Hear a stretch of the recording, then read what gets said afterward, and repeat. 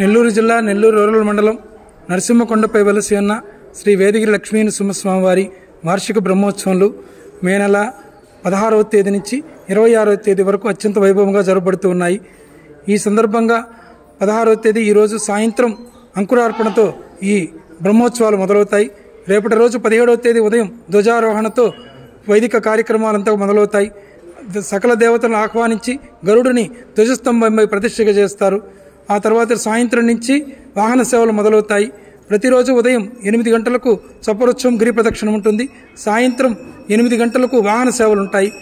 ఈ బ్రహ్మోత్సవాల్లో విశేష ఉత్సవాలుగా 20వ తేదీ రాత్రి 9 గంటలకు హనుమంత వాహనంపై స్వామివారు ఉత్సవం జరుగుతుంది.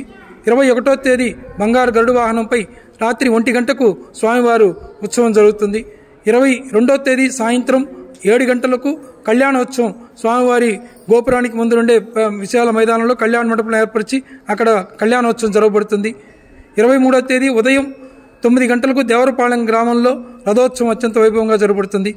25వ తేదీ ఉదయము 7 కోనేరుల వద్ద చక్రస్నానం, తీర్థవాది అంటారు, చక్రస్నానం అక్కడ జరుగుతుంది.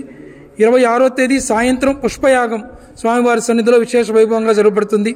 రాత్రి ఏకాంత సేవతో ఈ బ్రహ్మోత్సవాలు ముగుస్తాయి. విశేష ఉత్సవాలను 21, 22, 23 దినాల్లో అత్యంత వైభవంగా జరగబడుతుంది. ఆ రోజుల్లో విశేష జనమంతా కూడా మొక్కుబళ్ళు తీర్చుకోవడానికి వస్తూ ఉంటారు. వారందరికీ కూడా అన్ని దేవస్థానం వారు అన్ని ఇక్కడంతా కూడా ఏర్పాట్లు అన్నీ చేస్తున్నారు.